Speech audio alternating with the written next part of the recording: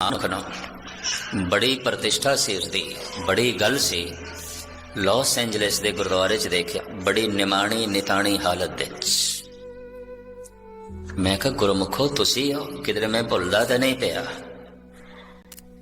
बस उसकी अखां च दो हंजो ही आ गए। मैं फिर पहचानन दी गलती नहीं की थी। मेरे को एक शेर निकल गया बाप दे संगत विच, मिटे जिंदगी के निशान कैसे कैसे, इस जमीन खा गई आसमां कैसे कैसे।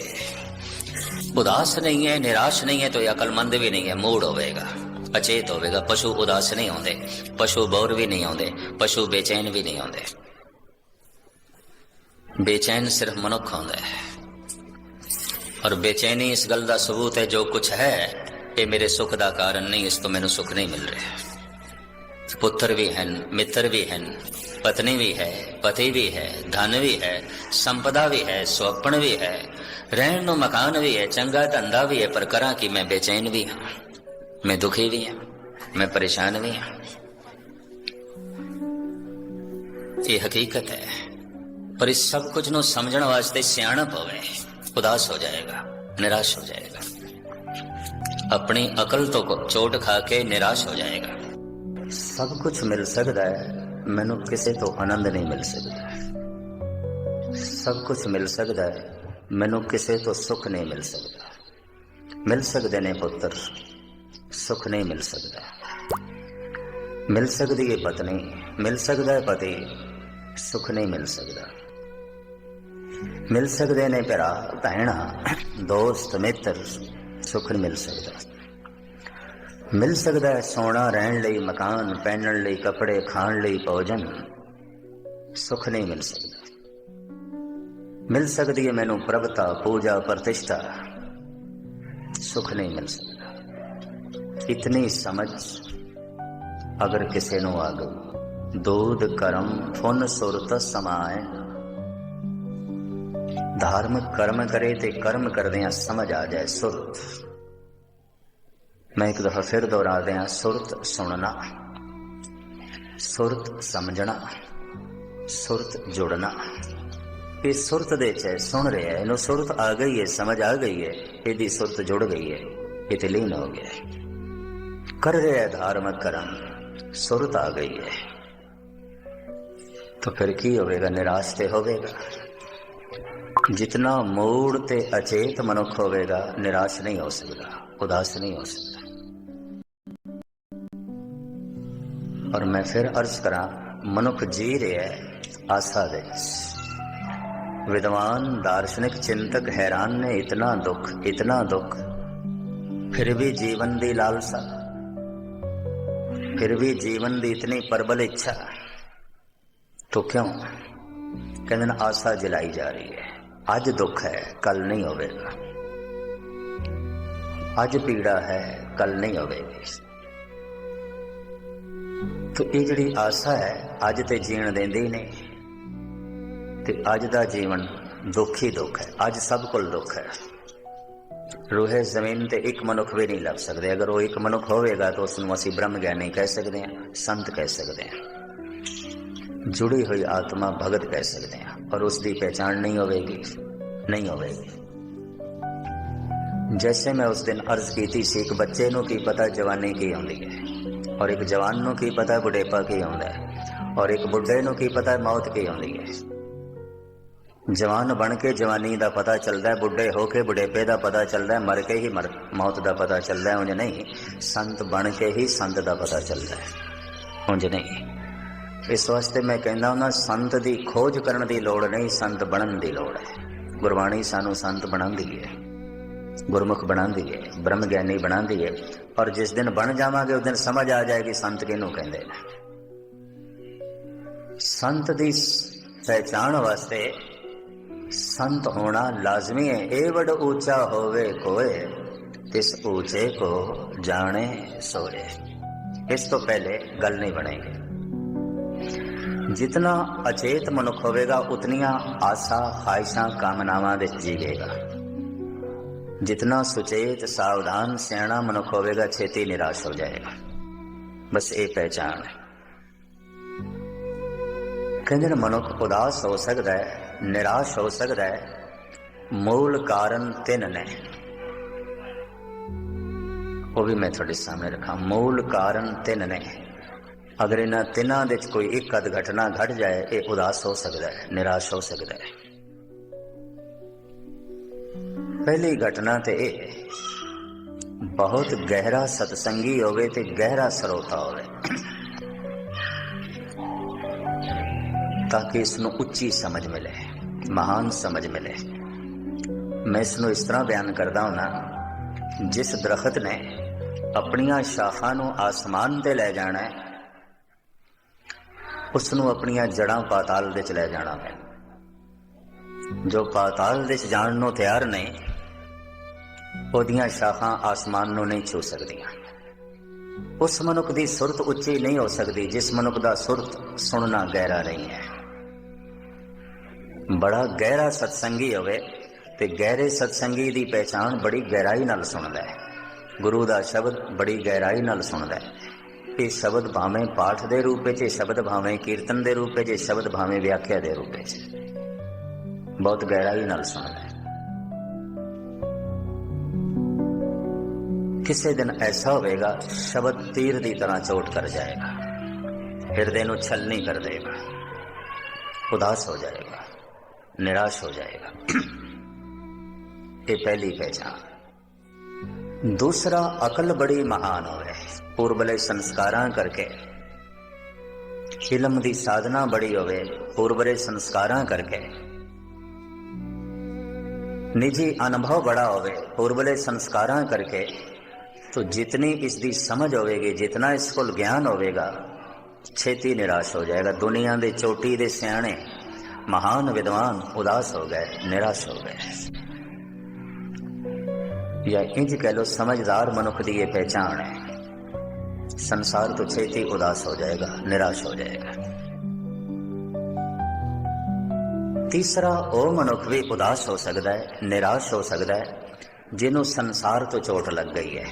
बड़ा धनवान सी, दिवालिया हो गया, बाल बाल करजाई हो गया।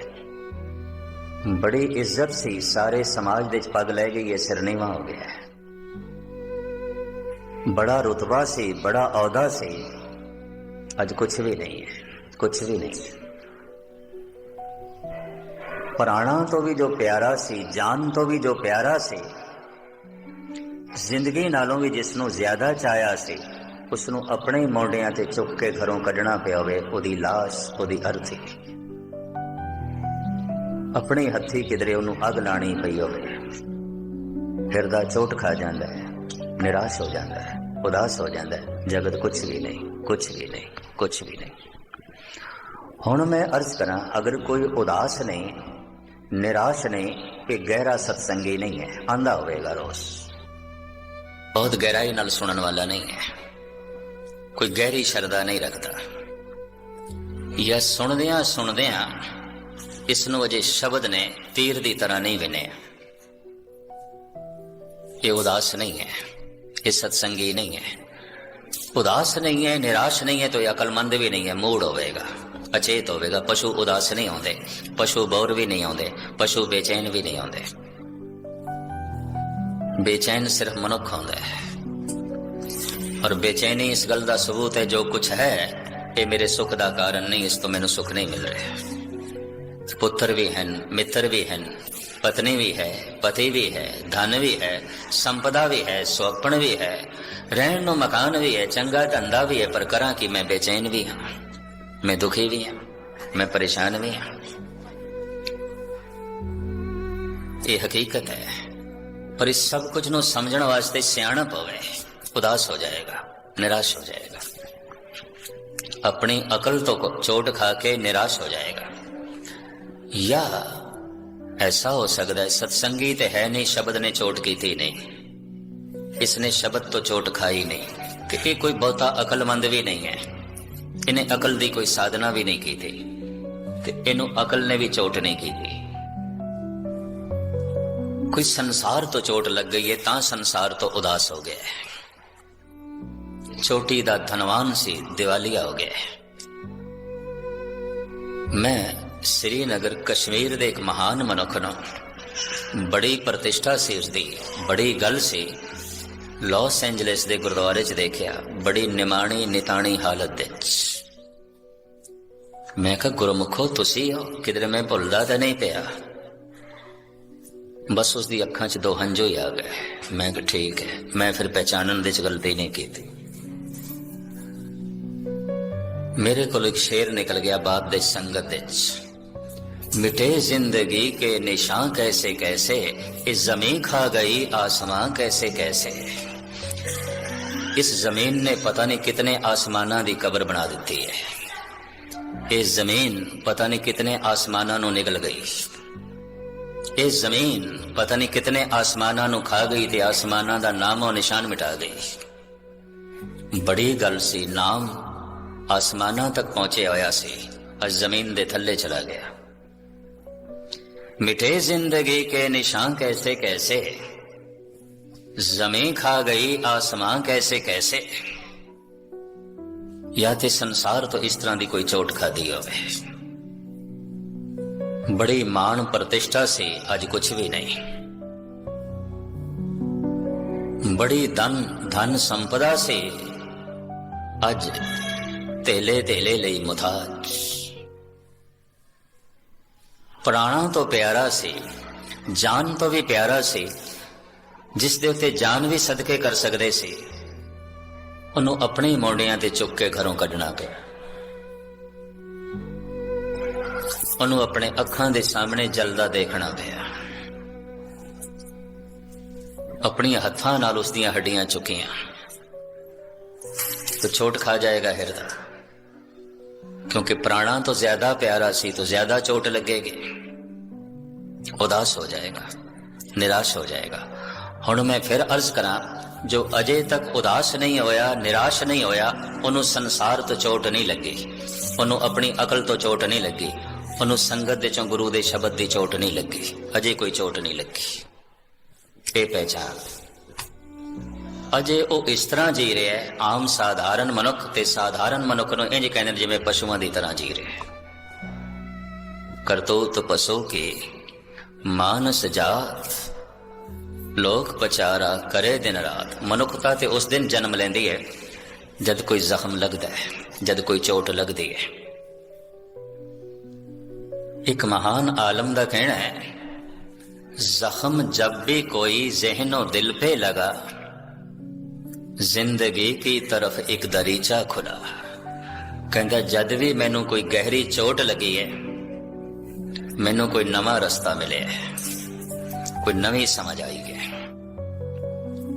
जद भी मेरे दिल दिमाग नू कोई गहरी चोट लगी है, कोई गहरा जख्म लगे है, जख्म जब भी कोई ज़हनो दिल पे लगा, जिंदगी की तरफ एक दरीचा खुला।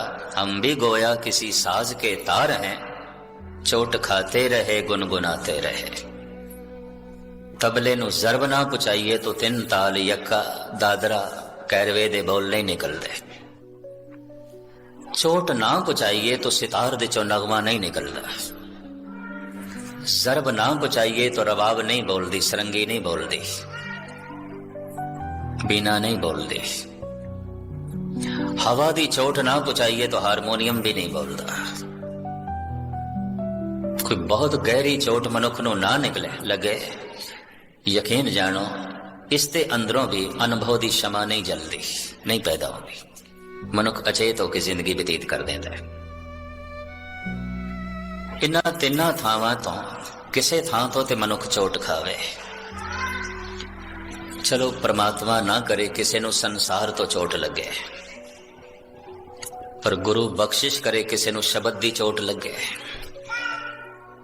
रहमत होवे। वरना सत्संग दे विच आण दा लाभ की है? कुछ भी लाभ नहीं है। शब्द की चोट लगे तो एक पहचान करांदे ने धन गुरु रामदास जी महाराज।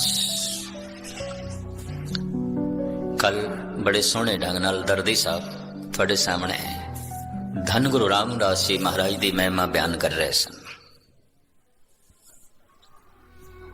धन गुरु रामदास जी महाराज का फरमान, अंतर प्यास उठी प्रभ केरी, सुन गुरु बचन मन तीर लगैया। गुरु दा बचन की सुनिया ते तीर दी तरह लगे, किते हिरदे नूं विन गए, किते हिरदे नूं छलनी कर गए। बहुत गहराई नाल सुनिया होवेगा। बैठे ने लोकी सत्संग दे गुस्ताखी माफ